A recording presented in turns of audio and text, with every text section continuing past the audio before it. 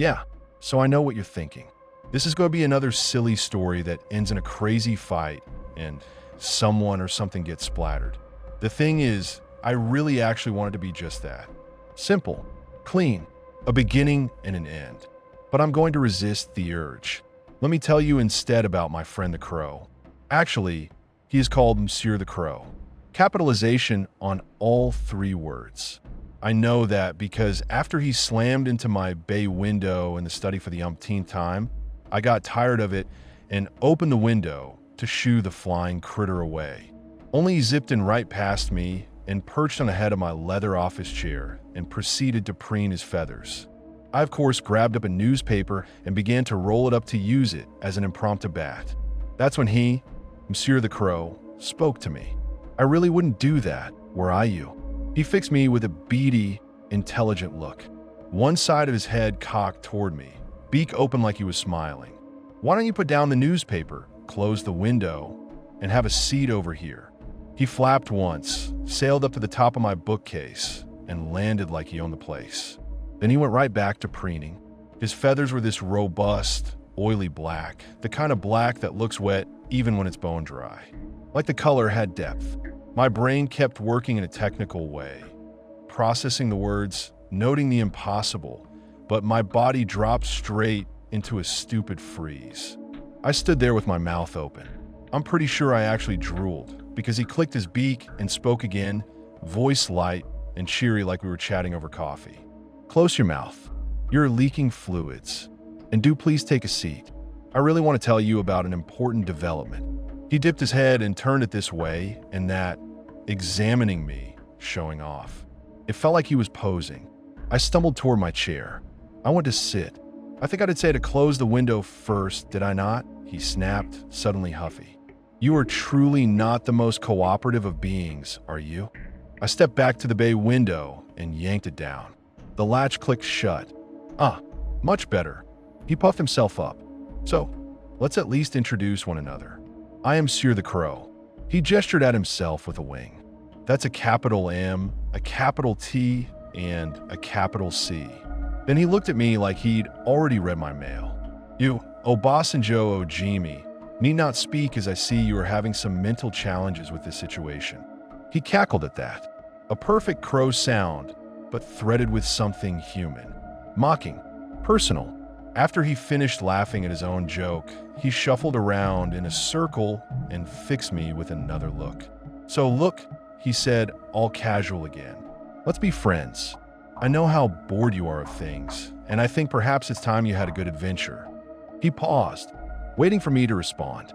I didn't. I couldn't. I could barely feel my fingers. I just stared at him like staring was going to force my brain to wake up. After a few seconds of patient observation, he sighed. Also, you're a very dull fellow, and honestly, you'll never amount to anything without me. That did it. A talking bird was one kind of mind-breaking. But a talking bird insulting me in my own home? No, that hit a different nerve. I stood up so hard my chair creaked. I balled my fists. I rounded on him, and he leaned back in this overly human way, waiting for my anger like it was dessert. Now see here, you damned flying rodent, I said because my mouth was suddenly working again and it came out hot. I'm not boring. I'm well-traveled and experienced. I served 3 years in the infantry and saw action in the desert, I tell you. I banged my fist on my desk. The sound was good, solid, satisfying. The jagged scar on the back of my hand itched like hell when I did it. Old injury, courtesy of a strafing run and me being too slow.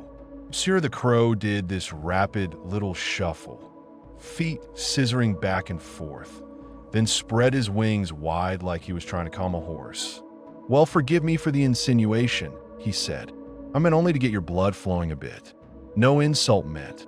He hopped forward and then flew down my desk, close enough that I could have swatted him clean off the edge if my hands weren't shaking. Look, take a seat again. I mean you no harm.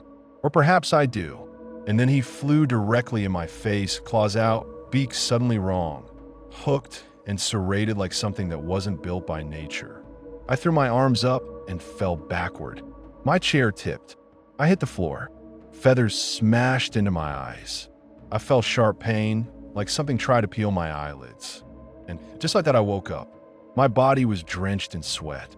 My shirt clung to me like a wet rag. My heart hammered so hard it made my teeth hurt. A nightmare. Just a nightmare.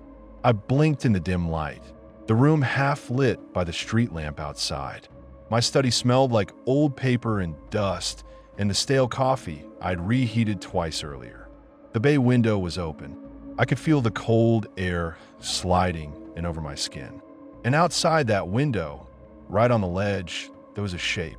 Familiar. A crow? It wasn't a silhouette in my half-asleep imagination. It had weight. It shifted.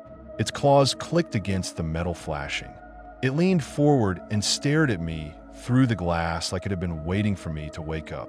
I didn't move for a full 10 seconds. Maybe longer. I just listened. Outside, the city made its normal sounds. Distant traffic, somebody's TV muffled through a wall, a siren far off. Inside, my ceiling fan ticked once every rotation like it had a loose screw. My breath rasped in my throat. The crow's head tilted. I saw its eye catch the street lamp light and shine like a bead of oil. Then it opened its beak, and the voice came through the glass like the glass wasn't there. Took you long enough. My whole body went hot, then cold. It wasn't even the fact that it spoke. It was that it spoke like we'd been in the middle of something and I'd rudely stepped out. I sat up, tangled in my own sheets on the couch I'd been sleeping on in the study because I'd been too tired to climb the stairs to my bedroom. My feet hit the carpet. The carpet felt gritty under my toes. I hate that detail. I remember it anyway. No, I said. That was all I could manage. Just no. Like refusing gives you power. He blinked slow. Yes, he said back. And you left the window open. That is either an invitation or an idiocy. I haven't decided which. I stared at the open bay window.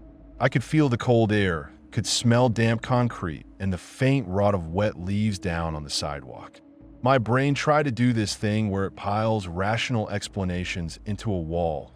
Sleep paralysis, stress, grief, weird bird, hallucination. Then the crow hopped closer. Its claws scraped. It leaned in and tapped the glass with the tip of its beak. Not hard, just a polite little knock. Top, top.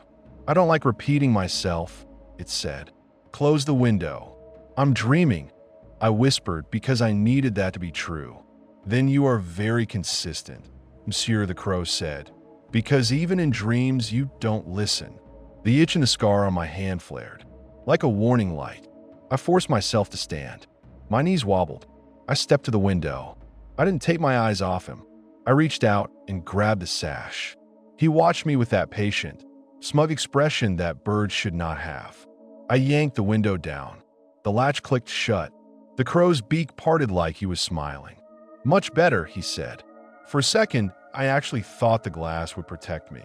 Like whatever he was outside, and I was inside, and that line mattered. Then he wasn't outside anymore. He was on my bookcase again, exactly where he'd been in the dream, preening like he'd teleported. No flutter of wings, no thump against the glass. Just there, I stumbled back and slammed my hip into the desk. My coffee mug rattled. The room spun. You can't. I started, and my voice broke like I was 13 again. You can't be in here. Oh, but I can, he said lightly. And you can stop shaking. It's insulting. Have a little pride. I looked at the window. Still closed. I looked back at him. He was real enough to cast a shadow on the spines of my books. I grabbed the newspaper off my desk again because my body wanted something to do that wasn't panicking. I rolled it up tight. My hands trembled. The paper crinkled loud in the quiet study. Monsieur the Crow sighed like a disappointed teacher. We already did this, he said, and it didn't end well for you. That was a nightmare. I snapped, and it came out louder than I meant. Anger was easier than terror. Was it? He asked. He hopped along the shelf, claws clicking. He paused beside a framed photograph I kept shoved behind some books. My mother's face in that photo had faded a little, the edges curling. He leaned in and tapped the glass of the frame with his beak. Top, you have interesting dreams, he said. They're full of old sand and old blood. It's almost like you never really left that desert. My throat tightened. That's none of your business. He cocked his head. Everything is my business if I decide it is, he said. That is the point of me. He turned and faced me full on. 2 black eyes, a sleek beak, feathers that looked like they drank light. Let's try again, he said. I am Sir the Crow. You are Obasanjo Ojimi. You are bored, you are stagnant, and you are rotting in place like meat in the sun. And I am here because you have a debt. I don't know you shit, I said. He made it sound like a chuckle, but it was too sharp. You owe me your attention, he replied. You owe me the part of you that you keep caging up. The part that made your hand scar itch when you lied about being experienced. You didn't bang your desk because you were proud. You banged it because you wanted to drown something out. The itch turned into a burn. I flexed my fingers. You don't know me, I said. He hopped down onto my desk. Close. Too close. He smelled faintly of wet pennies and smoke. That detail makes my stomach twist now, because no normal bird should smell like that. I know you enough, he said. I know you sit in this room and stare at the same 4 walls and pretend you've chosen a quiet life. I know you drink stale coffee and scroll news you don't care about. I know you go days without speaking to another human and tell yourself it's peace. It isn't peace, Obasanjo. It's hiding. I felt my face get hot. Not because he was wrong, because he had the audacity to say it out loud. Get out, I said. Sir the Crow blinked slowly. No, he said. I lifted the rolled newspaper like a club. I didn't swing yet. I wanted him to flinch. I wanted something in this to act like a normal animal. He didn't flinch. Instead, he leaned forward and spoke softer, like he was letting me in on a secret. You woke up too early, he said. That was your mistake. The hair on my arms lifted. What does that mean? It means you tore yourself out of the lesson before the lesson could take, he said. You ran from the scratch of claws and the pain of eyes because you were afraid of losing sight. Understandable. You've been blind in other ways for years. My mouth went dry. I want you to do something, he said. A simple thing. Yeah? And if I don't? He hopped once. The desk vibrated under his weight, and that shouldn't happen. He wasn't heavy enough. If you don't, he said, then we do this again, and again, and again, until you learn or you break. I am patient. You are not. I swallowed. My tongue felt thick. What do you want? I said, and I hated that it sounded like giving in. He spread his wings just a little, like he was stretching. I want you to follow me, he said. I let out this short, ugly laugh. You're a bird, I said. Follow you where? Out the window? Into traffic? Sir the Crow's eyes narrowed. For the first time, his cheery tone dropped, and what replaced it was colder. I told you, he said. You are dull. I snapped. Something in me just snapped like a rubber band stretched too long. You keep saying that, I said, stepping toward him. You keep talking like you're above me. You're a goddamn bird that talks in my house. You're not my therapist. You're not my conscience. You're not anything I asked for. He waited. I could feel my heartbeat in my fingertips. And if you're here to mess with me, I continued. If you're here because you think it's funny to crawl into my dreams and, peck at my head until I dance, then you could go to hell. For a second, the room was silent. Even the ceiling fan ticks seemed to stop. Then Sir the Crow laughed. It wasn't the cheerful contralto from before. It was harsher, lower, like someone grinding gravel. Oh, he said, there you are. There's the part of you that still has teeth. He hopped closer. Good, he said. I don't want you obedient. I want you awake. He glanced at the bay window, then back at me. Put on shoes, he said.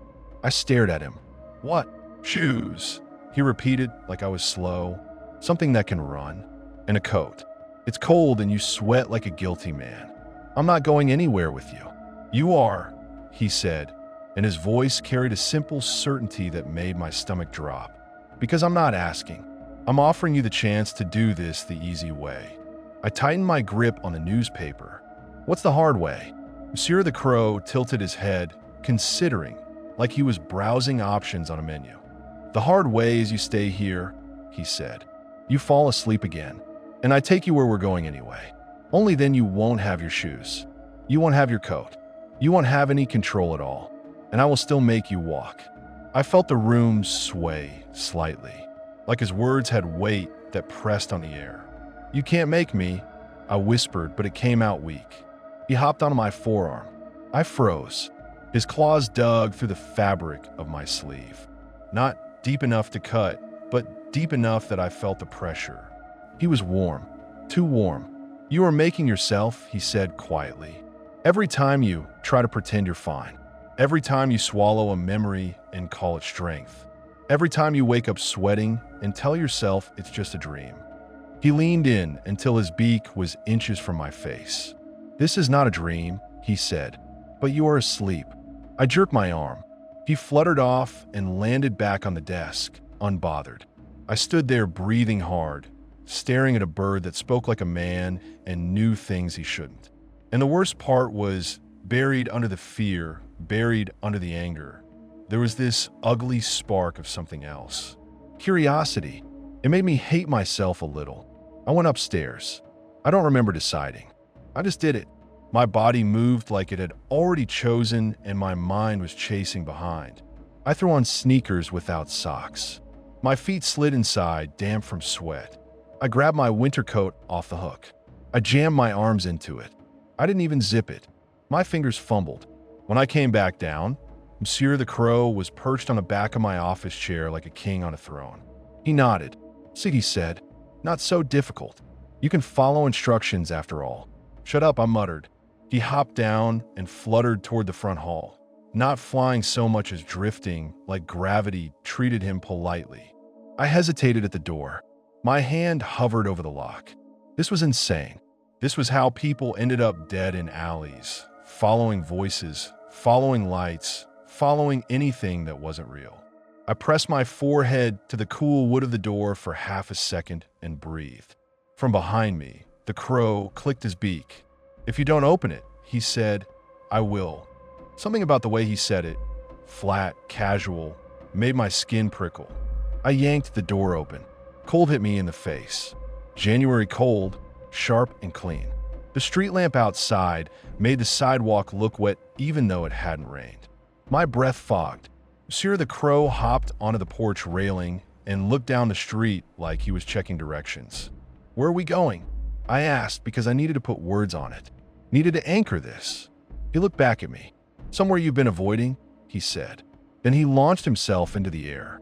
I watched him go, and my stomach did this sick little flip because part of me expected him to just vanish again.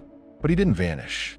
He flew low along the sidewalk, hopping from fence to lamppost to trash, can live like he was making sure I kept up. I stepped off my porch and followed. The first few blocks were normal enough that my brain tried to pretend this was normal. The neighborhood was quiet, houses dark, a couple cars passing slow. A dog barked once behind a gate and then went silent. I kept expecting someone to come out and see me trailing a crow at 2 in the morning and yell at me or call the cops. Nobody came. The crow led me away from the nice streets, away from the houses with trimmed hedges, toward the part of town where the sidewalks cracked and weeds pushed through like they were fighting back, toward the old industrial strip near the river where warehouses sat empty and the air always smelled faintly of metal. I slowed. "This is a bad idea," I said. Monsieur the Crow landed on a rusted signpost and looked down at me like I was a child. "Most important things are," he replied. I clenched my jaw and kept walking. As we got closer to the river, the air changed. It got damper, colder. It carried that smell of dark water, stagnant and thick, like the river was holding its breath. My shoes scuffed gravel. Somewhere nearby, water lapped softly against concrete. Monsieur the Crow flew ahead and landed on a chain-link fence that wrapped around an abandoned pumping station. The place had been shut down years ago. I remembered reading something about budget cuts, contamination, repairs that never happened. The windows were boarded. Graffiti covered the bricks in bright, angry colors. He stared at the fence. Then he looked at me. "Do you recognize it?" he asked. My mouth tightened. I did recognize it. Not because I'd been here, at least not in my everyday life, but because I'd seen it in dreams or nightmares. A brick building by water, a hum in the air, a dark hole that felt like a throat. "I've never been here," I said, and it sounded like a lie even to me. Monsieur the Crow fluffed his feathers, unimpressed. "You've been here," he said, "just not with your shoes on." I stared at the fence. The metal links were cold when I touched them. They rattled softly. "Why are we here?" I asked. He hopped along the fence until he found a sagging spot where someone had cut the bottom and bent it back. A gap just big enough to crawl through. He looked at me again. "Because you need to pick something up?" he said. "No," I said immediately. He blinked. "Yes," he replied. I laughed once, sharp. "I'm not crawling into some abandoned building because a talking crow told me to," I said. "That's how horror movies start." Monsieur the Crow's head tilted. "You are in one," he said. "Except you don't get a soundtrack to warn you." I stared at him. My breath steamed in the cold. My scar itched again, like my body was reacting to his words. "What am I supposed to pick up?" I asked because my mouth kept betraying me. He hopped down through the cut fence like it was nothing, then turned and waited. "A feather," he said. I stared at him like he'd lost his mind. "A feather," I repeated. "Are you serious?" He made a sound like a sigh. "Yes. And before you say it, yes, it is a feather. And no, it is not mine. And yes, it matters. I'm not doing it." He looked at me for a long moment. The street lamp light caught his eyes and made them shine. Then he said very calmly, "If you don't, I will take something of yours instead." My throat tightened. "What?" I asked and my voice cracked. He hopped closer, just inside the fence, and his tone turned almost gentle. "Your sleep," he said. "Your peace. Your memories. Pick one. I can be creative." Anger rose again, hot. "You can't just threaten me," I said. He blinked. "I can," he said. "I am. And you're still standing here, talking instead of walking away. That means you already know you don't have the luxury of pretending I'm not real." He turned toward the pumping station. "Come," he said, and then he started hopping toward the boarded-up entrance. I stood there, staring at the cut fence. A sane person would have gone home. A sane person would have slammed the door, called someone, done anything. But I wasn't sane. Not in that moment. Not with my nerve jangling and my sweat cooling under my coat, and that damn scar itching like it was trying to speak. I dropped to my knees and crawled through the gap. The metal scraped my coat. The fence smelled like rust and old rain. When I stood up on the other side, I felt like I'd crossed a line that couldn't be uncrossed. Monsieur the Crow waited, then hopped onward. We crossed a patch of dead grass and broken concrete. The pumping station loomed ahead, dark and silent. The boards over the windows looked like bandages over eyes. The entrance door hung slightly open, as if someone had forced it and never bothered to close it. A slice of darkness waited inside. Monsieur the Crow hopped to the threshold and paused. He looked back at me. "Before you go in," he said, "you need to understand something." I stopped a few feet behind him. My breath sounded loud in my ears. "This is not a place for pretending," he continued. "If you lie to yourself in there, it will punish you. If you try to turn away from what you see, it will follow you. If you run, it will run faster." I stared at him. "What is it?" I asked. His beak parted. "Oh," he said, and there was amusement again. "You'll see." Then he hopped inside. I stepped into the doorway, and the temperature dropped. Not just cold, different. Like the air inside had been sealed away for years and was holding on to whatever it had last breathed. The smell hit me immediately. Damp concrete, rotting wood, something metallic, like old blood that had soaked into stone. My flashlight was still on the desk back home. Of course it was. I had my phone, but I didn't want to drain the battery. I turned the screen brightness up anyway and used it like a weak lamp. The beam cut into the darkness and showed dust floating like slow snow. Monsieur the Crow's feathers caught the faint light and shone. He moved deeper, unafraid. I followed. The interior was a maze of old pipes and rusted valves. Water stains streaked the walls like tears. The floor was damp in places, my shoes squeaking softly. Somewhere in the dark, water dripped in a steady rhythm. Drip, drip, drip. My chest tightened with each sound. "This place should be locked," I muttered. more to myself than him. It is, Monsieur the Crow replied without looking back. Locked to the living. I swallowed. We passed a room with broken control panels, dials smashed, wires hanging like veins. My phone light flickered over the mess. Then, for half a second, I saw something on the wall. A handprint. Dark, smeared like someone had pressed a bloody palm there. I stopped. The crow stopped too, like he'd heard my body freeze. I stepped closer. I lifted my phone. The handprint wasn't a handprint. It was oil stain, or mold, or my brain trying to force meaning into shapes. I exhaled shakily. Monsieur the Crow clicked his beak. You want it to be simple, he said, but it won't be. Shut up. I whispered, but my voice shook. He led me down a corridor where the ceiling lowered and the pipes thickened. The sound of dripping got louder. The air got wetter. I could feel moisture collecting on my eyelashes. Then the corridor opened into a larger chamber.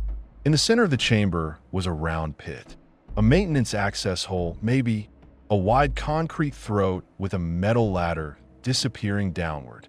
The pit was open. No cover. No railing. And from down inside it came a faint hum. Low. Vibrating. Like distant machinery that should be dead. Monsieur the Crow landed on the edge of the pit and peered down. There, he said. I stepped up beside him, careful not to slip. I shone my phone light into the pit. The ladder rungs glistened with damp. The darkness below swallowed the light after a few feet. The hum rose up like breath. I'm not going down there, I said. Monsieur the Crow looked at me. You are, he replied. I'm not. He hopped closer, his claws clicking on concrete. Oh, Boss and Joe, he said, using my name like a hook. You've already come this far. Don't pretend you have suddenly discovered courage. That pissed me off. Again, he kept doing that. Poking, insulting, forcing me to react. You want me to go down into a pit in an abandoned pumping station at 2 in the morning? I said, voice rising, because there's a feather. Do you hear how insane that sounds? Monsieur the Crow's eyes narrowed. Yes, he said. And do you know what's funnier? You have done things far more insane for far less reason. My scar burned. I stared at him. What's that supposed to mean? He didn't answer right away. He leaned forward, peered down the pit again, and spoke in a voice that was almost casual. It means you have climbed into holes before, he said. In a different country. In a different kind of dark. You climbed because someone told you to. You climbed because you didn't want to look weak. You climbed because you thought obedience would keep you safe. My stomach turned. The chamber seemed to tilt. That has nothing to do with this, I said, but it sounded thin. Monsieur the Crow finally turned fully toward me. It has everything to do with this, he said, because this is where you left something. My mouth went dry. I didn't leave anything, I said. He blinked. You left a piece of yourself, he said, and it has been calling, quietly, patiently, like a drip in the dark. You kept waking up sweating because you can't keep ignoring it forever. I stared down the pit. The hum seemed to pulse, matching my heartbeat. I don't even know what I'm looking for, I said, quieter now. Monsieur the Crow hopped onto the first rung of the ladder. You're looking for what you keep pretending you don't remember, he said. Then he started down. I stood at the edge, phone light shaking in my hand. I watched his black shape descend, rung by rung, until he was swallowed by darkness. For a moment, I was alone with the pit and the hum. My breathing sounded loud. My coat felt too thin. The air felt heavy. From below, Monsieur the Crow's voice floated up. Are you coming? He called. Or are you going to spend the rest of your life standing at the edge of holes? I hated him. I hated him so much in that moment. Hated the way he spoke like he owned me. Hated the way he knew exactly where to poke. Hated the way part of me felt like he was right. I swung one leg over the edge and put my foot on the ladder rung. The metal was slick, cold through the sole of my shoe. I gripped the side rails and started climbing down. The darkness swallowed me fast. The phone light barely reached. The hum grew louder, vibrating in my bones. Drip, drip, drip. The air got colder the deeper I went, and it smelled more and more like wet rust. My hands tightened on the rails. My fingers slipped once, and my heart jumped into my throat. Below me, Monsieur the Crow's eyes shone briefly when my light hit him. He paused and looked up. "Careful," he said. "If you fall, you won't stop." "Fuck you," I muttered and kept going. We descended longer than made sense. This was a maintenance ladder. It shouldn't go down this far. My thighs burned. My breath turned ragged. The hum pressed on my skull. Finally, my foot touched something solid.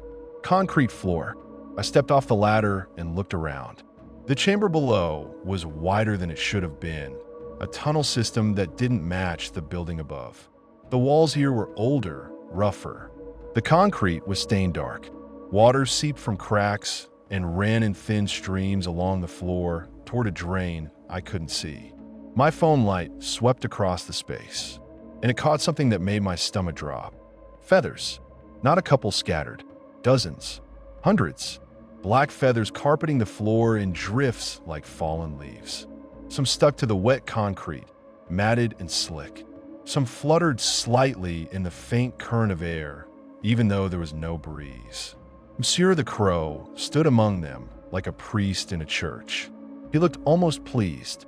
"Welcome," he said softly, "to the part of your world that you keep pretending doesn't exist." I stared at the feathers. My throat tightened so hard it hurt. "What is this?" I whispered. He hopped closer, and his claws crunched softly on the feather-covered floor. "This," he said, "is where the birds come when they are tired of flying." A laugh rose in my chest, but it died before it could come out. The hum wasn't machinery. I realized that now. It was something else. Something alive. Something vibrating behind the walls. "What feather am I supposed to pick up?" I asked, voice shaking. Monsieur the Crow tilted his head, as if considering how much truth to give me at once. "The one that doesn't belong," he said. "That's not an answer." "It is," he replied. "You simply don't like it." I took a step forward. My shoe sank slightly into the feathers. They clung to the rubber, wet and cold. The sensation made my skin crawl. I shone my phone light across the floor, searching. All the feathers looked black at first. Then my light caught one that wasn't. It was still dark, but it had a sheen, an iridescent shift like oil in a puddle catching light. Green, blue, purple. Not natural. Not here. It lay alone, a few feet away from the rest, like it refused to mix. I stared at it. My chest tightened. My scar burned hot. Monsieur the Crow watched me. "There," he said. "Go on." I didn't move. "I don't want to touch it," I said. "You will," he replied. "Why me?" He blinked slowly. "Because it already knows you," he said. I stared at the feather. The hum seemed to pulse around it. The air felt thicker near it, like the space itself resisted. I crouched. My knees popped. I reached out with 2 fingers. When my fingertips touched the feather, a jolt shot up my arm. Not electricity, memory. A sudden flash of sand in my teeth. Heat. A loud crack overhead. The smell of burning plastic. Someone screaming in a language I didn't understand. My hand bleeding. The itch, the burn, the sting. I jerked back, gasping. Monsieur the Crow didn't move. "Pick it up," he said, voice firm now. "Not with 2 fingers like you're handling trash. Pick it up like you mean it." I glared at him. "You're enjoying this," I said. He didn't deny it. "Pick it up," he repeated. I swallowed hard. My fingers shook. I reached out again, this time grabbing the feather fully. The moment my hand closed around it, the chamber shifted. That's the only word I have. Shifted. The air changed pressure. The hum dropped into a deeper register. The feathers on the ground lifted slightly, as if something inhaled. My phone light flickered. For one terrifying moment, it went out. In the darkness, something moved, not a shape I could see, a presence, a pressure, like a huge animal turning over in sleep. Then my phone light came back on. Monsieur the Crow's eyes were brighter now. He looked alert, almost excited. "Good," he whispered. "Now we can begin." I stared at him, feather clutched in my fist. It felt warm. That made me want to throw it. "Begin what?" I demanded. Monsieur the Crow stepped closer, and his voice dropped. "Your adventure," he said. "The one you keep insisting you've already had." The hum rose. The feathers around my feet rustled like dry leaves, even though they were wet. The air pressed against my ears until they popped. And from the darkness beyond my phone light, something sighed. A long, low exhale that sounded like wind moving through 1,000 hollow bones. Monsieur the Crow didn't look away from me. "Whatever you do," he said, calm as ever, "do not drop that feather." I tightened my grip. "Why?" I asked, and my voice cracked. He blinked once. "Because if you drop it," he said, "it will know you're willing to let it go." The darkness shifted again. Something scraped, slow and heavy, somewhere out there. My breath came fast. My phone shook in my other hand. "Let what go?" I whispered.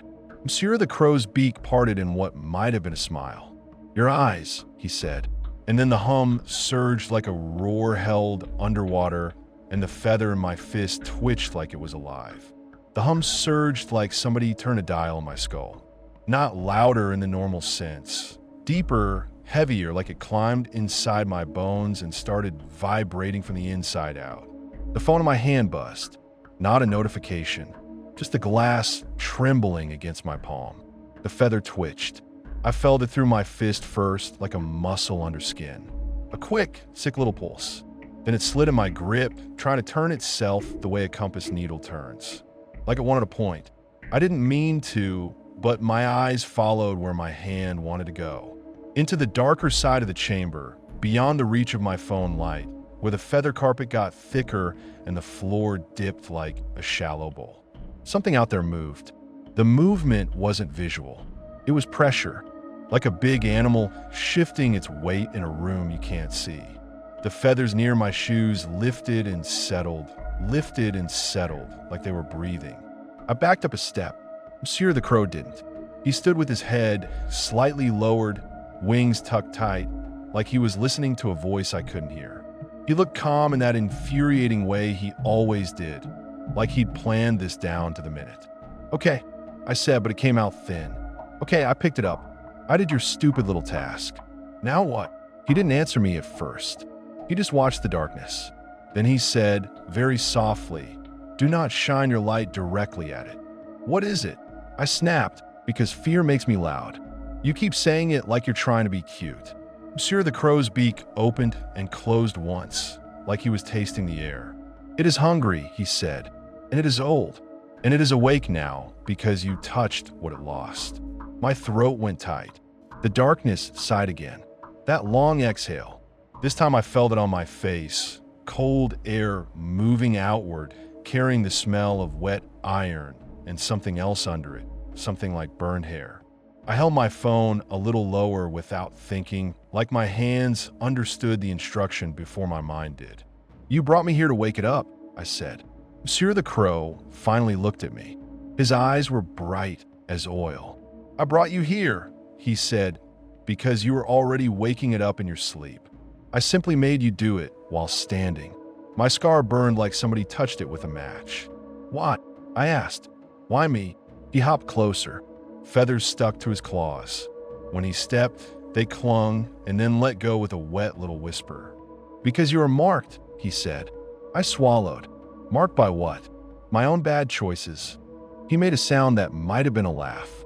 "You think your choices matter as much as you want them to," he said. Adorable. "No, you were marked the moment you looked up when you should have looked away." My stomach dropped because I knew exactly what he meant, even though he hadn't said it yet. My mind hated that it knew. Desert. Heat shimmering off metal. A sky too big to trust. That day when the air tasted like dust and exhaust and someone's cheap cologne. That day when I heard something above the usual, something wrong, and I looked. "Stop," I whispered. Monsieur the Crow didn't stop. "You saw it," he said. "Not a plane, not a bird, not a drone, something else. And for a fraction of a second it saw you back." The hum pulsed hard enough to make my teeth ache. The feather in my fist tugged again, and my fingers clenched tighter on instinct. In the darkness, something scraped. Slow, like fingernails on stone. Not frantic, patient, like it knew time would do the work for it. "I don't know what you're talking about," I lied. Monsieur the Crow's head snapped to the side and back, quick and irritated. "Don't," he hissed. "Not here. Not now. This place punishes lying." The air changed immediately like it hurt him. The hum dipped lower. The feathers around my ankles shifted toward me, not away, like the floor wanted to crawl. I held my breath and forced the words out. "Fine," I said. "Fine." I looked. The pressure eased by a hair, like something relaxed, like it enjoyed obedience. I hated that. Monsieur the Crow nodded once. "There we are," he said, smug again. "Honesty. It's ugly, but it works." I took another step back. My heel slipped on the slick feather layer, and I flailed for balance, nearly dropping my phone. Monsieur the Crow's wings flicked open a fraction, like he was ready to spring. "Don't drop it," he warned. "I'm trying not to, asshole," I hissed. "Language," he said, absurdly, like we were in classroom. The darkness shifted closer. I didn't see a body. I didn't see limbs. I saw my phone light get eaten at the edges, like the air was thickening into black syrup. I saw feathers lift off the floor and hang for half a second, floating like gravity forgot them. Then something brushed my cheek. Not a feather, not a hand. A sensation like a feather in a hand had a baby and raised it wrong. Light, cold, deliberate.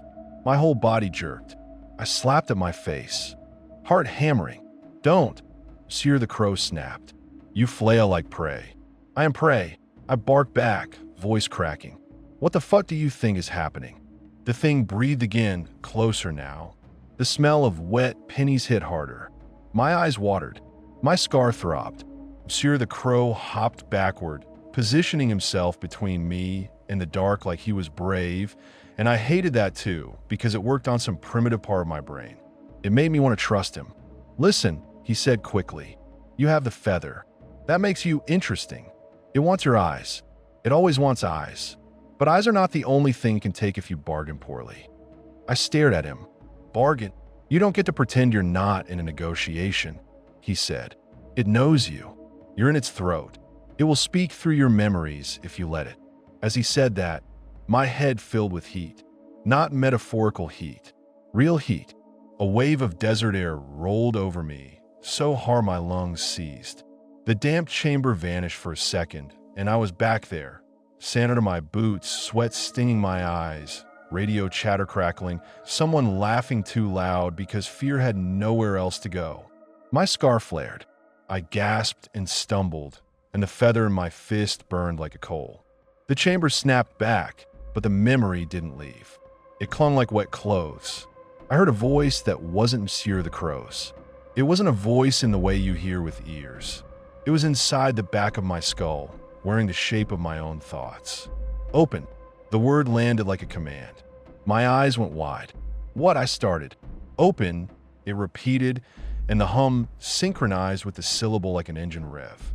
I realized then what it was doing. It wasn't asking me to open a door. It was asking me to open something in me. A memory. A wound. A place I kept shut. "No, you whispered." Monsieur the Crow's head snapped toward me. "Do you hear it?" "Yes," I breathed. "Yes." "Then don't answer," he said. "Don't speak back. If you speak back, it learns your voice." The darkness pushed closer. The feathers in the air drifted toward my face, drawn like moths. "Open," it insisted, softer now, coaxing. Like a lover, like a friend, like the part of you that whispers you deserve relief. I clenched my jaw until my teeth hurt. Monsieur the Crow made a sharp, annoyed sound. "You're doing it again," he said. "You're trying to out stubborn something that doesn't get tired. We need to move." "Move where?" I spat. He jerked his head toward the far wall, where a line of old pipes ran into a narrower tunnel. "There's another way out. Up and out. We don't go back the way we came." "Why not?" "Because it will be waiting on the ladder," he said, like that was obvious. The dark shifted as if it heard him, and the air pressed against my ears again. I started moving, because what else do you do when the dark is breathing at you? My shoes slid on wet feathers. They stuck to the rubber soles and made each step feel wrong, like walking on dead skin. My phone light shook, and every time it jittered I saw shadows jump. Monsieur the Crow hopped ahead, fast and sure-footed, like this was his hallway. Behind me, the hum followed. The scrape followed. The breathing followed. Open, the voice repeated, patient now. Not angry. It didn't need to be. It knew hunger outlasted pride. We hit the tunnel, and the space narrowed. The walls here were close enough that my shoulders brushed damp concrete. Water ran in thin lines down the sides. It smelled like mildew and rust, and something sweet underneath like rot. My phone flashed a low battery warning. Of course it did. Are you kidding me? I muttered, and my voice bounced off the walls and came back at me, sounding smaller. Monsieur the Crow didn't look back. Keep it low, he whispered. If the light dies, you keep walking. Do not stop. That's easy for you to say, I hissed. You've got wings. Wings are overrated, he snapped. They just give you farther places to fall. The tunnel sloped slightly upward. The hum stayed behind us, but not far behind. Like it was crawling, slow and steady, savoring. My fist cramped around the feather. It pulsed in my hand every few seconds, like a heartbeat that wasn't mine. The pressure behind my eyes built. It felt like something was pressing thumbs into my sockets from the inside. Not painful yet, just intrusive, like a reminder of what it wanted. I blinked hard. In the blink, I saw sand again. I saw a road cutting through nothing. I saw a convoy. I saw a kid standing too close to the wrong place at the wrong time. I saw a flash. I saw my own hand moving like it was not mine. I stumbled, nausea rising. Monsieur the Crow stopped and looked back, irritated. Keep your feet, he said. You're letting it distract you. It's showing me things, I rasped. It's showing you yourself, he said. Same difference. He swallowed bile. It was an accident, I said, and I didn't even know who I was saying it to anymore. Him? The dark? Me? Monsieur the Crow's eyes narrowed. Was it? He asked, and there was that cold little edge again, the one that makes you want to swing. I felt anger rise, hot and protective. Fuck you, I said. You don't get to judge me. He hopped closer, close enough that I could see the fine texture of his feathers, the way they layered like armor. I'm not judging, he said. I am reminding. There is a difference. Judgment implies choice. I am telling you what happened. It doesn't care about your excuses. The hum surged behind us, like it liked the word happened. The voice inside my skull whispered again, this time with a hint of amusement. He remembers. My stomach turned. Stop talking. I told the voice, but I didn't speak it out loud. I kept it inside. I clenched my teeth and pushed forward. We walked like that. Me stumbling, the crow hopping, the darkness breathing through a tunnel that should not have existed under a dead pumping station. At one point, the walls changed texture. The concrete got smoother, older, like it belonged to a different era. The ceiling got higher. The air got colder. Then we came to a door. Not a modern metal door. An old wooden one, swollen with moisture, with iron hinges that looked handmade. It sat in the tunnel like it had been built into the earth. Monsieur the Crow stopped in front of it. I stared. There's no way this is real, I whispered. Monsieur the Crow clicked his beak. Reality is a polite agreement, he said. This is where the agreement ends. The hum behind us got louder. The feathers in my fist twitched hard, like it wanted the door. I didn't want the door. What's behind it? I asked. Monsieur the Crow looked at me. A story you keep refusing to finish, he said. I laughed once, sharp and ugly. I don't need poetry, I said. I need a way out. He hopped closer, and his voice dropped. This is the way out, he said, but it will not let you leave without paying. I stared at the feather. My knuckles were white. My fingers ached. Pay with what? I asked, and I already knew the answer. Monsieur the Crow's beak parted. Eyes, he said simply. The pressure behind my eyes spiked like something leaned in close. I flinched. No, I said. No, I'm not doing that. I'm not. Not literally. Monsieur the Crow snapped, impatient now. Not your physical eyeballs, you melodramatic bastard. It wants your sight, your ability to look away. It wants you to stop pretending. It wants you to see the thing you keep hiding from. That is the price. You either pay it in controlled doses or it takes in a gulp. The hum surged again, and the scrape behind us got closer. The darkness was catching up. Open the door, Monsieur the Crow said. My hand shook. My phone light flickered again. I stared at the wooden door. I could see water seeping around the frame, trickling like sweat. I didn't want to open it. Behind me, the air moved. Something brushed the back of my neck, light as a feather, and my skin crawled so hard it felt like my bones wanted out. Open, the voice insisted, and it felt like it was smiling. Monsieur the Crow's claws clicked on the damp floor as he stepped right up against the door. Now, he said. I reached for the handle with my phone hand because my feather hand was locked shut like a fist around a grenade. The handle was cold iron. The moment my fingers touched it, a shock went up my arm and straight into my skull. My vision blurred. For a second, the tunnel vanished. The damp walls vanished. The crow vanished. I was standing in the desert again. Not in the memory like watching a movie. In it. Inside it. I smelled the heat. I tasted dust.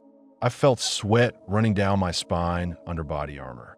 I heard the distant chop of rotors and the closer crackle of radio. And I saw my own hand. My scarred hand. It was gripping something. Not a gun. A door handle. The same iron cold. The same shape. Except the door in front of me wasn't wood. It was metal. A vehicle door. The side of a transport truck. My hand pulled. The door opened. And inside was a kid. Not a combatant. Not armed. Just a kid with wide eyes and a mouth open mid-word. Like he was trying to explain something and didn't have the language. I felt my stomach lurch so hard it was almost pain. No, y whisperat. In the memory, someone behind me shouted. Not in English. A warning. A panic. I saw movement in the kid's hands. Not a weapon. A phone. A cracked phone held up like proof, like he was showing something on the screen. A picture. A video. I leaned closer without meaning to. On that phone screen was a shape in the sky. Not a plane. Not a bird. A black smear with edges that looked like feathers and smoke at the same time. A thing with too many angles to be something built for air. Something that made my eyes sting even in the memory. And the second my eyes locked on it, the shape on the screen turned. It turned toward the camera, toward the kid, toward me, and I felt it see me back. That's when the memory snapped into the sound I'd never been able to describe. Not an explosion, not a scream, a suction, like the world took a breath through a straw. The kid's eyes widened further, his mouth shaped into a silent O. Then his eyes weren't right anymore. Not missing, not gouged, just wrong. Like they'd been emptied from the inside and left glossy. My scar burned so hard I screamed. The tunnel came back. I was on my knees. My phone had fallen but was still lit, casting a skewed rectangle of light. My hand still gripped the door handle. My other hand still clenched the feather. Monsieur the Crow stood over me, staring, intense. There, he said softly. That's it. That's the look. That's the moment you keep cutting out. I panted like I'd run miles. That didn't happen, I rasped. Monsieur the Crow blinked. It did, he said. You just filed it away under noise because the alternative was you admitting you saw something you shouldn't have. Behind us, the hum surged so loud the air vibrated. The darkness pressed close enough that the edges of the tunnel looked smeared. Open, the voice purred, almost affectionate now. My eyes watered. The pressure behind them felt like a hand resting there, waiting. I didn't do that to him, I choked out. I didn't. No, Monsieur the Crow said, and his tone was sharp now, cutting through my panic. You didn't. It did. But you watched, and you kept watching, and that is why it remembers you. I grabbed my phone and forced myself up, legs shaking. Why are you telling me this now? I demanded. Why not just leave me alone? Monsieur the Crow's feathers puffed slightly, annoyed at the question. Because you invited me, he snapped. I didn't. He hopped closer, beak inches from my face. You left your window open, he said, again and again, night after night. You sat in that room staring at the dark and wishing something would break the monotony. You don't get to crave a door opening and then complain when something walks through. My throat tightened. That hit too close. Behind us, something scraped the tunnel wall. The sound was close now. Too close. Monsieur the Crow snapped his head toward the door. "Open it," he said again. "Now." I shoved my hand down on the iron handle and pulled. The wooden door groaned like it hadn't moved in a century. A crack opened. Cold air spilled out, not damp cold like the tunnel. Dry cold, like the desert at night. Like empty space. The hum shifted. It followed the opening like smell follows wind. Monsieur the Crow darted through the crack instantly. Fast as a thrown knife. I hesitated for half a second, and in that half a second, something touched my face again. This time it wasn't gentle. It pressed against my eyelids, two cold points like fingertips. The pressure behind my eyes spiked, and pain flared, sharp and hot, like someone trying to push my eyes backward. I screamed and lurched forward, stumbling through the door.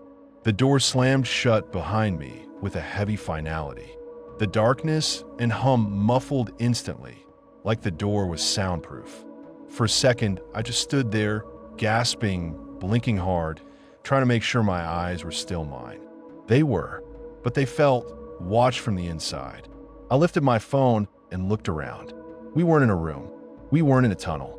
We were outside, but not outside like the street outside my house.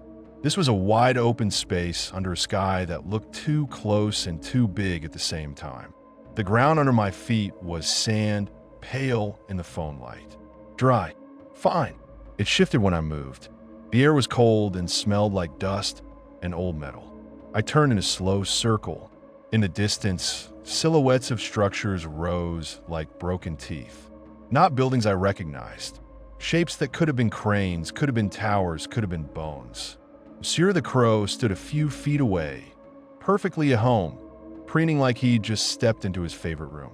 "What the fuck is this?" I whispered. Monsieur the Crow glanced at me. "This," he said, "is where it keeps the things it doesn't want to lose." My grip tightened on the feather. It pulsed warmly now like it liked this place.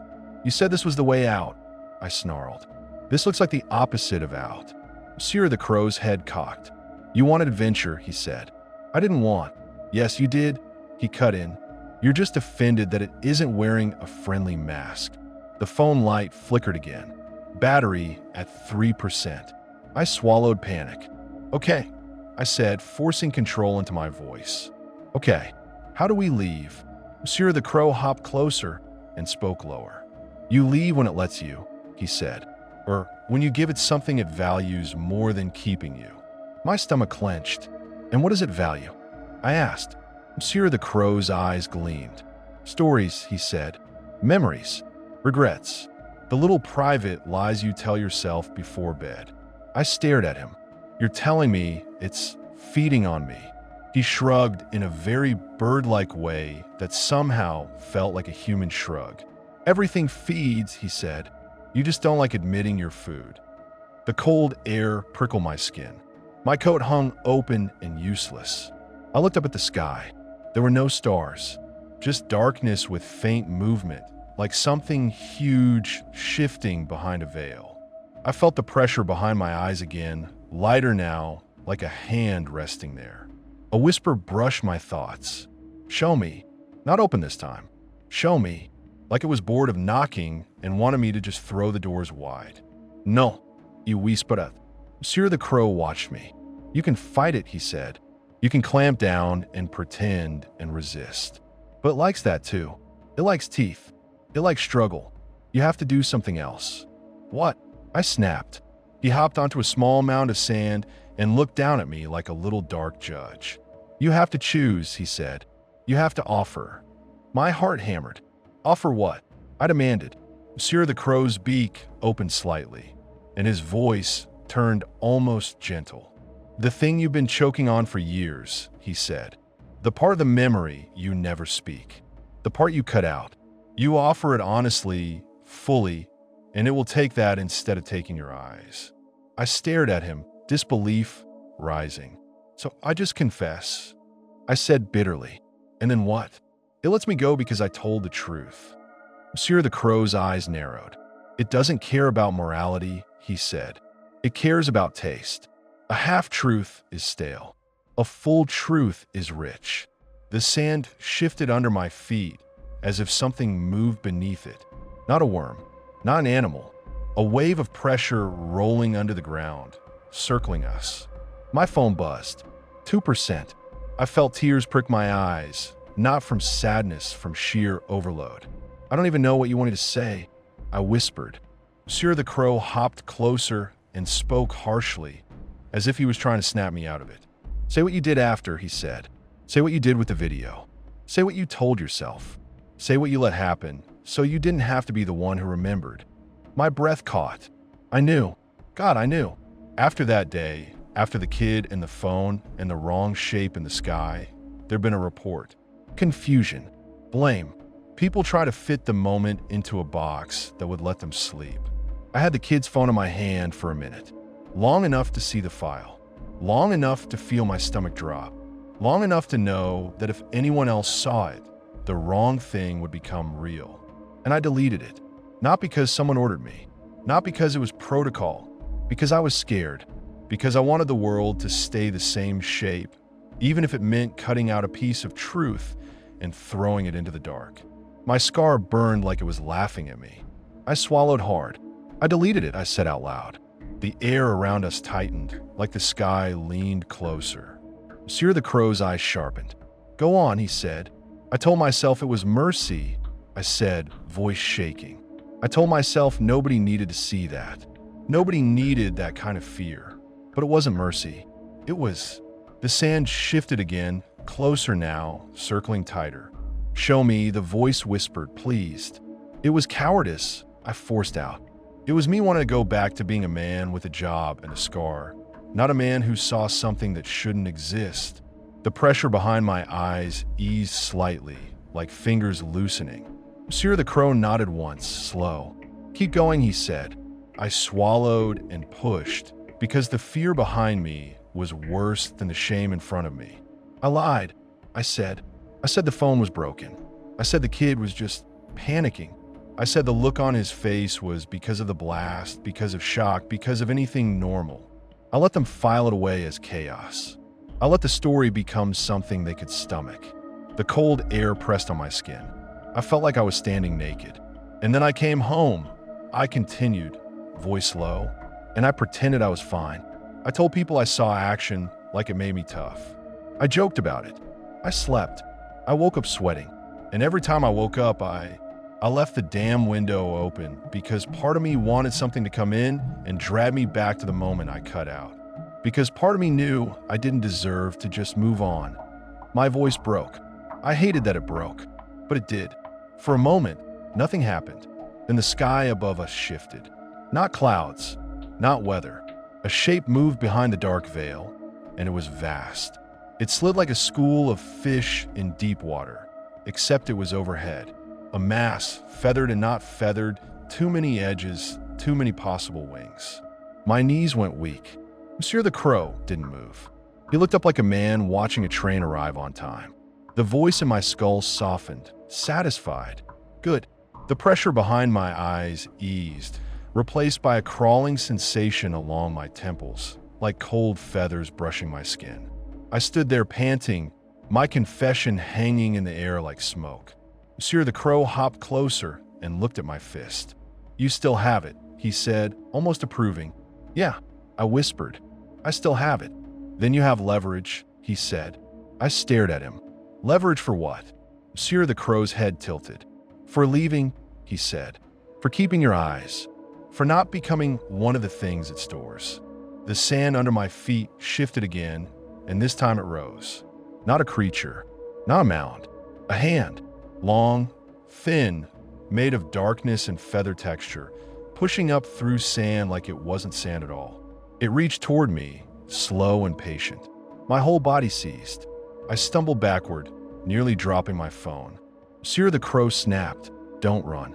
Don't waste motion. The fuck do you mean don't run? I choked out as the hand continued rising. It wants you to run, he hissed. It wants panic. Stunt. Hold the feather.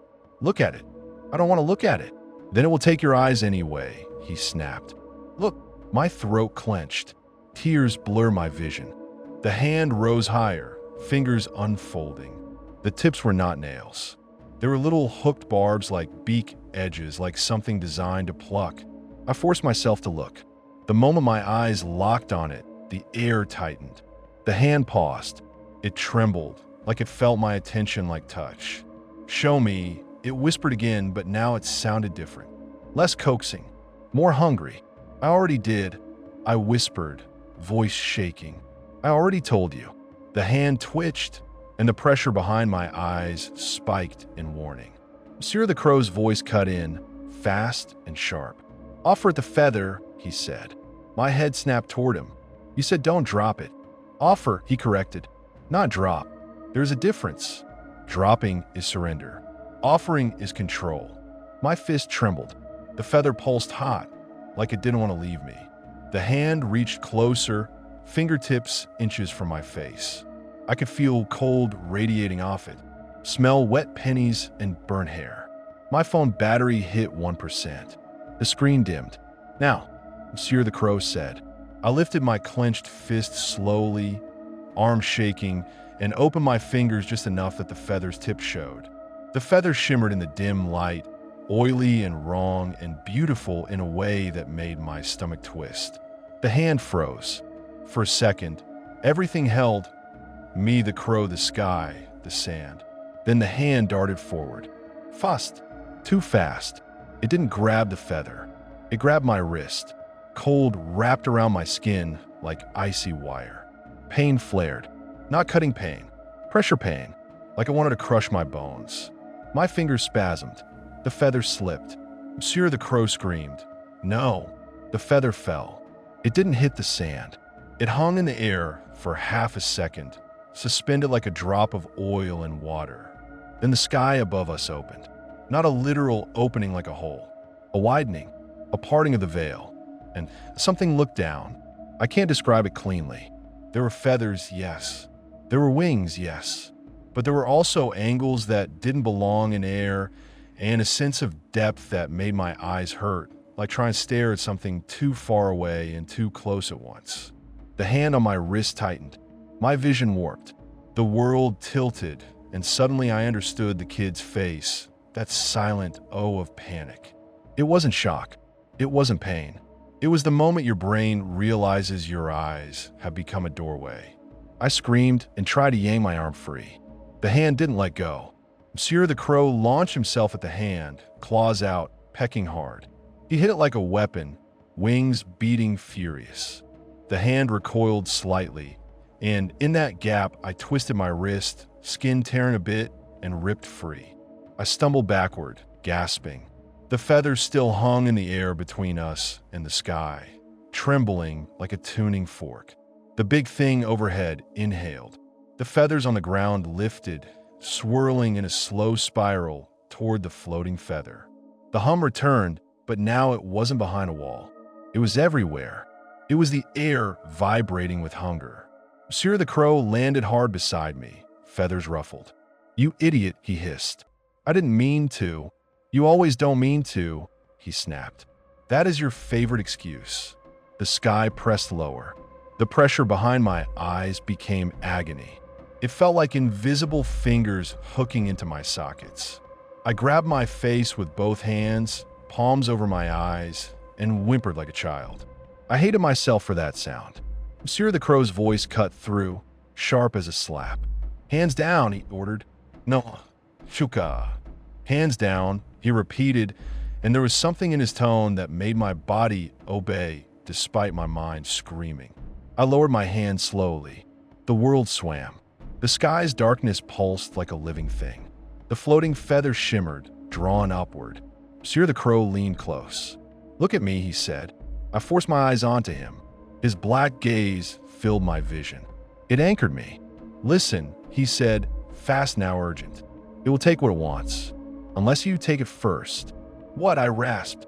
Monsieur the Crow's beak snapped toward the floating feather. "Catch it," he said. "That's insane. Do you want to keep your eyes?" He snapped. "Move." The feather rose another inch. Pulled by the sky's inhale.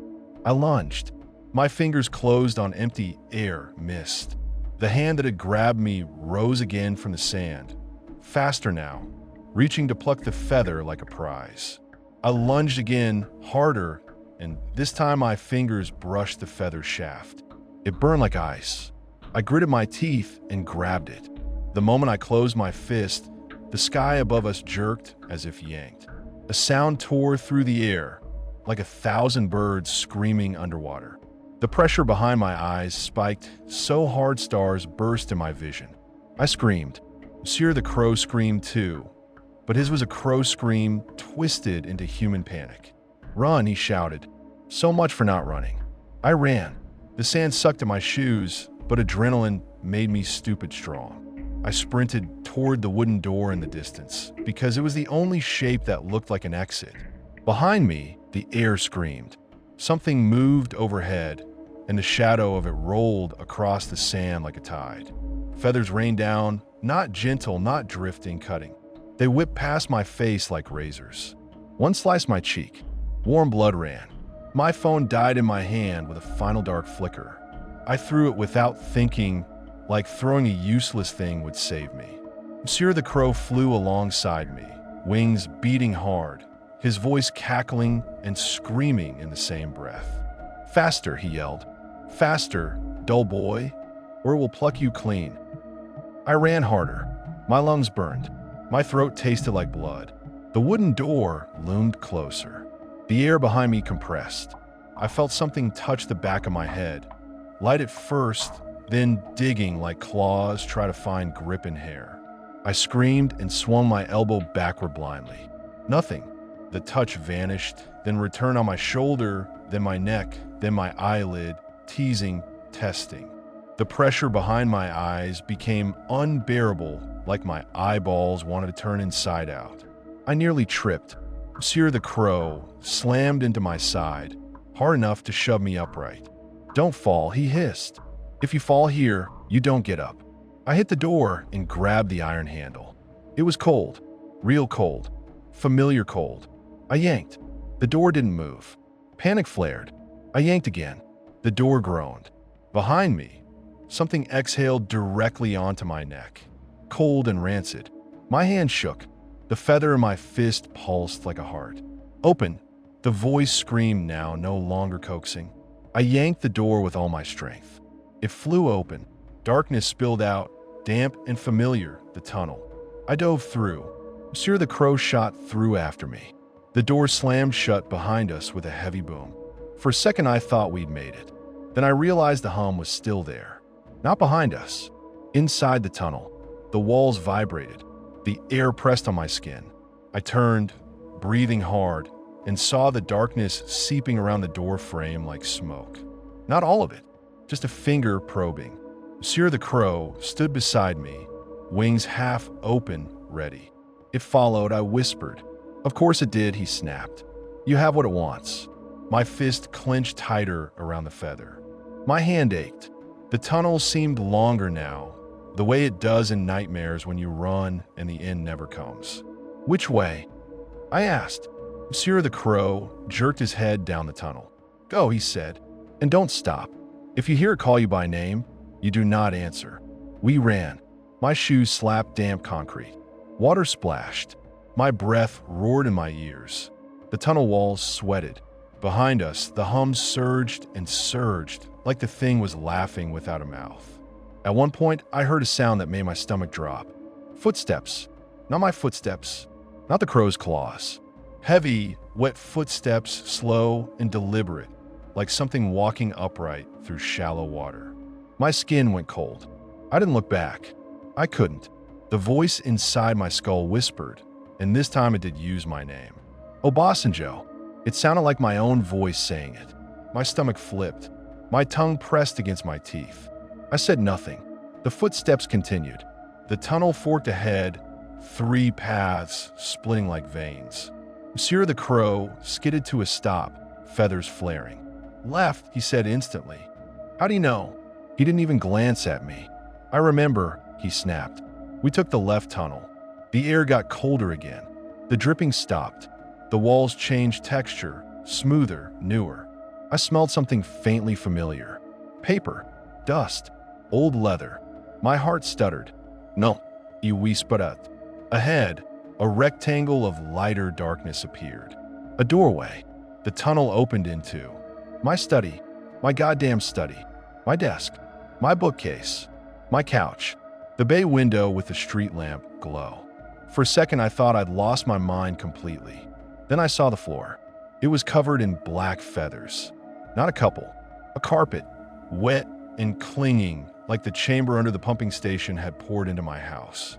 Water dripped from my ceiling fan. Drip, drip, drip. The window was open. Cold air poured in. My stomach turned. Monsieur the Crow hopped into the room like this was normal and looked back at me with a smug little tilt of his head. "Home," he said. I stumbled in after him, shaking, breath ragged. My eyes burned. My cheek bled. My scar throbbed like a heartbeat. And in my fist, I still held the feather. It pulsed once, warm. Then it went still. I stared at it, chest heaving. "Ow," I started. Monsieur the Crow interrupted immediately, sharp. "Close the window," he said. I looked at the open bay window. The street lamp light poured in. The night outside looked normal. Cars passed in the distance. A normal world pretending it didn't just bend. I staggered toward the window and yanked it down. The latch clicked. The moment it shut, the air pressure changed. The hum muffled like it was now behind a wall again, not inside. I sagged against the window frame, dizzy. Monsieur the Crow hopped on my desk and began preening like we'd just returned from a pleasant walk. I stared at him, rage bubbling up through exhaustion. "You set me up," I said hoarsely. He didn't look at me. "I guided you," he replied, tone maddeningly calm. "No, he snappat. You used me. You brought me there to wake it up. You brought me back here with it on my tail." "What?" Monsieur the Crow paused his preening and finally fixed me with that intelligent, beady look. "Because it was already coming," he said. "You were already leaving doors open for it in your sleep. I simply made you confront it while you had your feet under you." I laughed once broken. "So you're my guardian angel now?" I spat. He cackled. "Oh, please," he said. "Angels are pretentious, and guardians are liars. I am an opportunist." My skin crawled. "What do you want?" I demanded.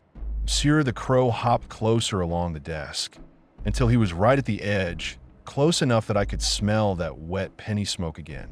"I want what I told you I wanted," he said. "Friendship. Adventure. You awake." "Bullshit," I said. "You want something from me." He blinked slowly. "I do," he admitted. "Everyone does. The difference is I'm honest about it." The feathers on the floor rustled. Not from wind. The window was closed. No draft. They rustled like something moved through them. I went cold. Monsieur the Crow watched my face. "You feel it," he said, pleased. "Good. Awareness." I tightened my grip on the feather. "What happens now?" I asked quietly, because the fight had drained out of me and left only dread. Monsieur the Crow hopped on the back of my leather office chair, exactly like the first time. "You made an offering," he said. "You spoke the truth. That bought you time. It likes you now. It knows your flavor." My stomach twisted. "That's not reassuring." "It isn't meant to be," he said. "You wanted simple, remember? Simple as death. Complex as life." I stared at him, trembling with a mix of fear and fury. "So what?" I said. "It just hangs around? Because I have this feather." Monsieur the Crow tilted his head. "Not just because you have it," he said. "Because you picked it up. Because you carried it. Because you proved you can hold what's ugly without dropping it immediately." I glanced down at the feather. It shimmered faintly even under lamplight. My scar itched again, like an old wound waking. "And what about you?" I asked. "What are you? Why can you talk? Why do you know my name?" Monsieur the Crow's beak parted in something like amusement. "I'm what comes to men who leave windows open," he said. "I'm what sits on the edge of stories and pecks until the protagonist moves. I'm what collects the bits that fall off you when you pretend you are whole." He hopped down onto the desk again, too casual, and he added, "I am very good at surviving." A hard sound hit the bay window. Thunk! The glass trembled. My whole body jolted. I turned and stared. On the outside ledge, a crow stood in the street lamp glow. Then another landed beside it. Then another. Within seconds, the ledge filled with crows. Black shapes, shoulder to shoulder, heads tilting in unison. My throat went dry. Monsieur the Crow didn't even turn around. "Ah," he said, like he'd been expecting a delivery. "It's knocking." The crows outside slammed their bodies against the glass in synchronized impacts. Thunk, thunk, thunk. The bay window shuddered with each hit. I backed away, heart hammering. "What the fuck is that?" I whispered. Monsieur the Crow preened one feather, calm as a monk. "That," he said, "is the part of it that fits in this world." The crows outside kept hitting the glass. Each impact left a faint smear, like oily residue. Not blood, something darker, slicker. The humming returned, faint now, but growing, vibrating through the window frame. My eyes ached. The pressure behind them built again, like a reminder it could still reach. I looked at Monsieur the Crow, panic rising. "What do I do?" I demanded. He finally looked at me. "You have two options," he said. "Of course I do," I hissed. "One," he said, "you keep the window shut. You keep the feather. You live like this, watched, hunted, half asleep, until you crack and open it yourself out of exhaustion." "And option two?" I asked, though my chest already knew. Monsieur the Crow's eyes gleamed. "Option two," he said, "you invite me properly. You stop pretending I'm an intruder. You accept the friendship. You let me teach you how to carry what it wants without letting it eat you whole." I stared at him. "That's not a real option," I said. "That's you making yourself essential." Monsieur the Crow cackled. "Welcome to survival," he said. Outside, the impacts got harder. The window frame creaked. I looked at the glass, at the line where it met the wood. I imagined it shattering. I imagined hundreds of crows pouring into my study like black water. I imagined that pressure behind my eyes turning into something permanent. My breathing came fast. I turned back to Monsieur the Crow. "You're enjoying this," I said, voice shaking with rage. He didn't deny it. "I enjoy honesty," he said, "and you are finally close to it." I stepped toward him, feather clenched tight. "If you think I'm going to just sign up for whatever this is," I growled, "you're out of your goddamn mind." Monsieur the Crow's head tilted. "And if you think you can go back to being a man who deletes videos and sleeps with windows open," he said, "you are delusional." The words hit like a slap. I flinched, then anger surged.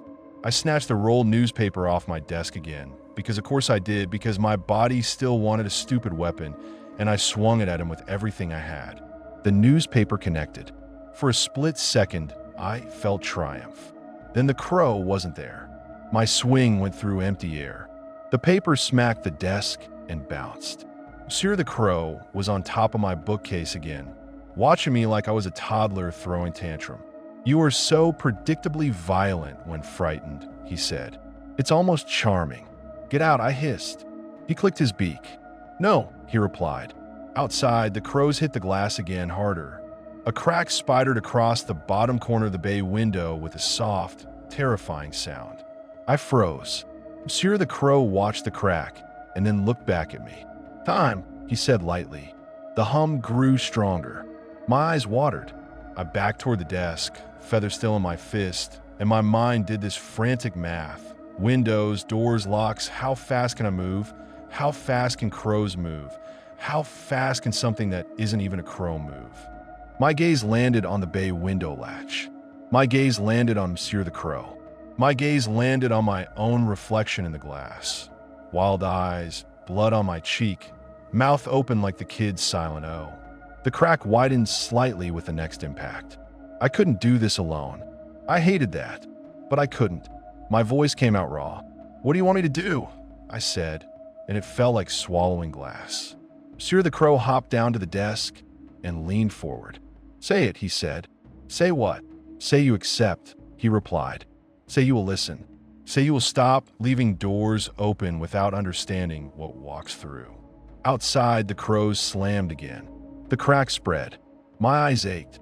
The pressure behind them pulsed in time with the impacts. I looked at the feather in my hand. It shimmered faintly like a wound. I looked at Monsieur the Crow. I hated him, and I heard myself say, "Fine." His eyes gleamed. "Not fine," he corrected. "Say it properly." I clenched my jaw, then forced the words out through my teeth. "Okay," I said. "Okay, we're friends. You win. Just make it stop." Monsieur the Crow's beak parted in a satisfied little smile. "Oh," he said softly, "much better." He hopped off the desk and onto the floor, stepping through the feathers like a man walking through snow. He faced the bay window. The crows outside hit again, and the crack widened. Monsieur the Crow lifted one wing, slow and deliberate, like conducting an orchestra. The crows outside stopped mid-motion.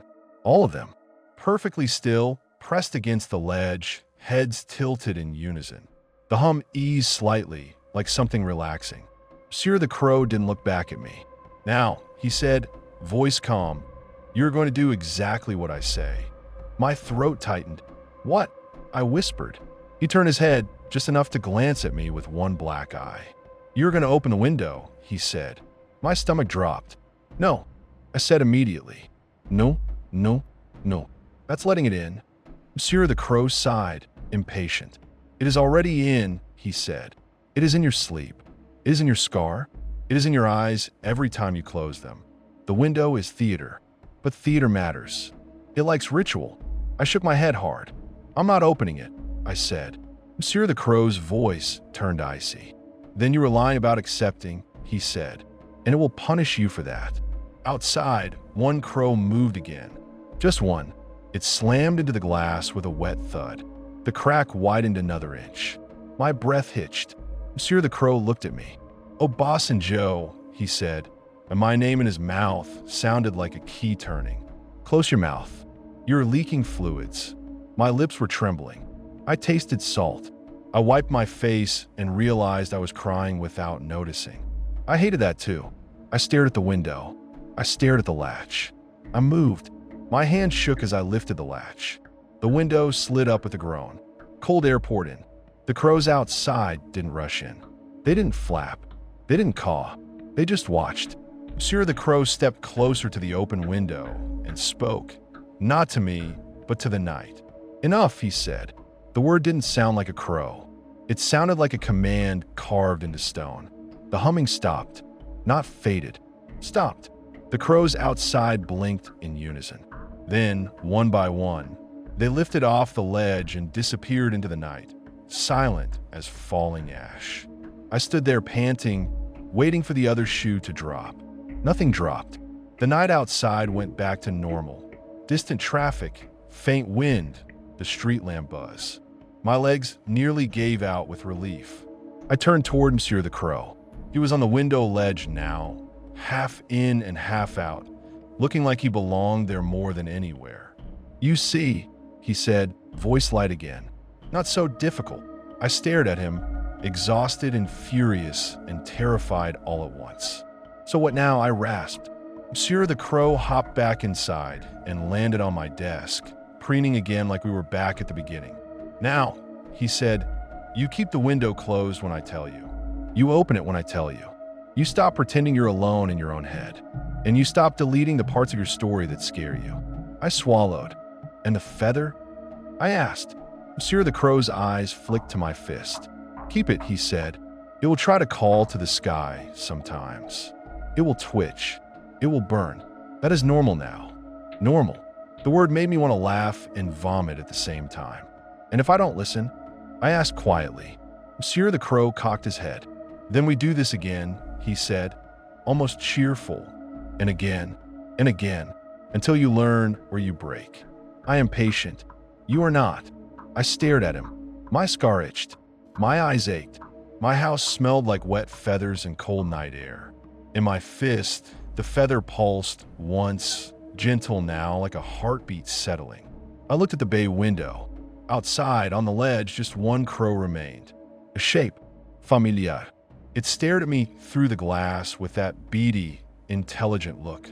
And for the first time, I couldn't tell if it was looking in or if it was looking out from behind my eyes.